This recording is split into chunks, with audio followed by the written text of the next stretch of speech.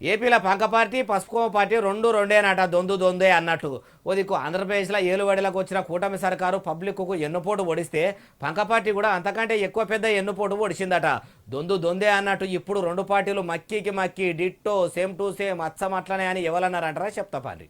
ఏపీలకు ఏలుబడిలకు వచ్చిన కూటమి సర్కారు ఎన్నికల ముంగట ఇచ్చిన హామీలను అమలు చేసుట్లా లాపర్వా చేసి పబ్లిక్ను ఎన్నుపోటు ఒడిచిందని ప్యాన్రిక్కలు పెద్దెత్తున ఆంధ్రలో ఎన్నుపోటు దినం చేస్తుర్రు. అయితే సచ్చి సర్గాన రాజన్న ఉన్నాడు కదా అగో ఆయన రాజకీయ వారసురాలు ఏపీ మాజీ సీఎం జగనాలు సారి చెల్లె షర్మిలక్క ఏమంటున్నదంటే సీఎం చంద్రాలు సారే కాదు మాజీ సీఎం జగనాలు సారు కూడా ఎన్నుపోటు ఒడుసుట్లా నంబర్ 1 రక్త సంబంధాన్ని వాడుకొని అధికారంలోకి వచ్చినాక అందరిని ఆగం చేసిండని అనుకొచ్చిందట. అటు కూటమి సర్కారు ఆంధ్రప్రదేశ్ను ఆగం చేసింది. ఓడెక్కేదాకా ఓడమల్లన్న ఓడదిగినాక తీన్మార్ మల్లన్న అన్నట్టు ఉన్మాద అవినీతి అరాచక పాలనకు గుణపాఠం చెప్పి ఏపీ ప్రజలు కూటమి సర్కారుకు పట్టం గడితే ప్రజా తీర్పును తుంగల దొక్కినట్టు ఉన్నదట.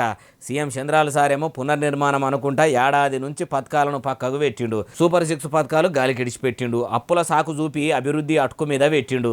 నిధులు లేవని పథకాలకు పంగనామాలు పెట్టిండు.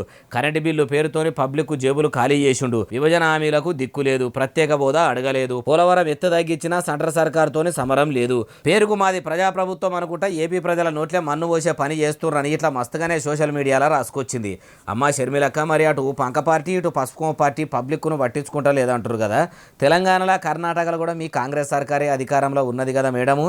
మరి మీ ప్రభుత్వం కూడా ఎందుకు పట్టించుకుంటలేదో మీరెందుకు చెప్తలేరు? మీ పార్టీ ఆ రెండు రాష్ట్రాలలో అధికారంలో ఉంది కదా మేడం అంటుర్రు ఈ ముచ్చటిన్నోళ్ళు.